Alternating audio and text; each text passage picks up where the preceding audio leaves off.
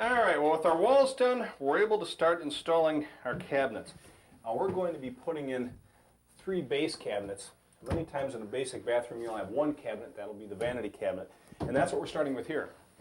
This vanity cabinet came with the back open, but in a lot of cases, you may have to drill holes in the back of the cabinet to fit over these pipes coming out of the wall.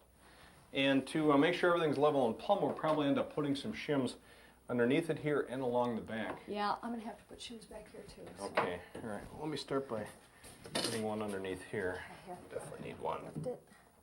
Okay, let me take a look at that.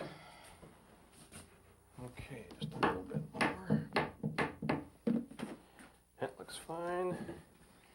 So does that. Now what I'm doing is sliding shims down right along the front of the studs, along the back of the cabinet, so when we attach this cabinet, we don't pull everything off kilter. Robin's going to pre-drill them so we can screw right through the rail into the studs. In fact, the cabinet came along with special screws to do exactly that. Oops. That one's ready? Okay. Okay.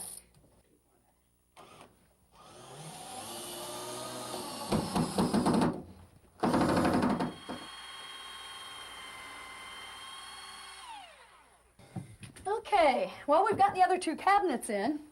One of them is this little base cabinet over here next to the vanity. And the other one is this tall linen cabinet. Now, something like this is really nice if you don't have a linen closet in the bathroom or right out in the hall. Now, once you get beyond a couple of cabinets, you'll probably be dealing with filler strips. Now, what filler strips are finished pieces of lumber supplied by the cabinet company that match the cabinets. We have one right here in between our linen cabinet and the wall. It fills in the space. We also have another filler strip between this cabinet and our linen cabinet that again fills in this space. Now the way we attach cabinet to cabinet and filler strip to cabinet is to screw into the sides. Okay, well I might as well grab that countertop downstairs. All right, I'll measure for this notch then. Anyway, installing these cabinets is about a day's worth of work. The total cost for all 3 cabinets is $1,300. But if all you're doing is a vanity, then you can get a pretty decent one, about this size, starting at around $300. Our countertop is made of plastic laminate over a base of particle board. Now, you can buy these pre-made or have them custom made, or you can build them yourself from scratch. Now, the first thing is to glue and screw an extra strip of particle board to any exposed edges. This will make the countertop appear to be 1.5 inches thick. You use contact cement to glue the laminate to the particle board. And with contact cement, you apply it to both surfaces and let it dry. The laminate can be cut into the approximate size with a special laminate scoring tool or a fine-tooth blade in a circular saw. It might take 20 or 30 minutes to dry to the touch, depending on the temperature and humidity. Then you place the 2 pieces together and press them firmly in place with a small tool called a J-roller. You trim the laminate flush with the top of the particle board with a special flush cutting laminate bit in a router. You always start on the edges, then apply the laminate to the top, and then build any backsplashes. For large areas, there's a special roller that you can use to apply contact cement. Contact cement grips almost instantly, so we spread out thin pieces of old window blind to hold the surfaces apart until we've got the big piece of laminate positioned exactly where we want it. You can also use wooden dowels for this.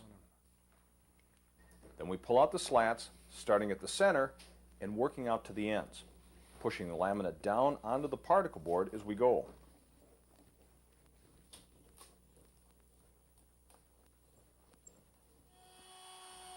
Again, we've made the piece of laminate a little larger than we need, and we use the router to trim it off flush at the edge. The router bit has a wheel that runs along the surface. This makes sure that the bit cuts off the excess, but doesn't damage the finished edge that we've already attached. To finish off the edges, use a special laminate file. This allows you to take off the sharp corner and to put a slight bevel on the edge.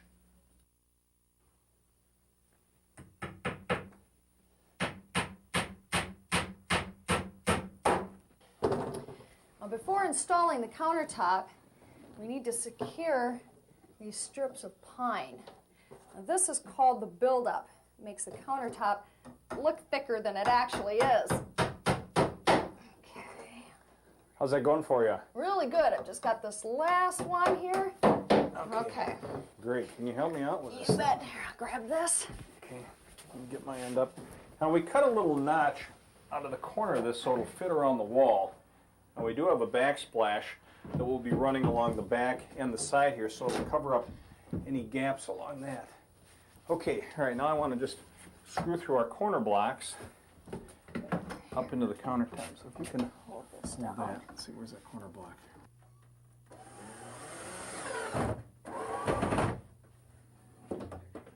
Here. All right, you want to look down there and see how straight that is? Okay. How about that right That's pretty good right about there. Okay, I'll clamp it down. Well, this is the first piece of backsplash that we're going to install. This is where we have to have a really tight joint to the wall. Now, the wall is not absolutely perfectly straight, so we're going to scribe the backsplash to fit the wall. Now when we say we're scribing, what we're doing is we're taking a compass and a pencil, and we're basically transferring the contour of the wall to the top of the backsplash.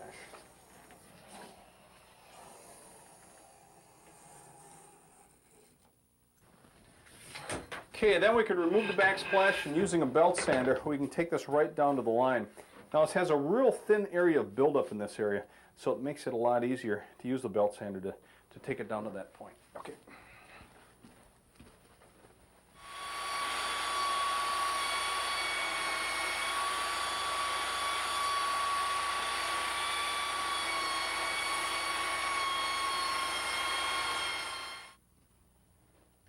Okay, so set.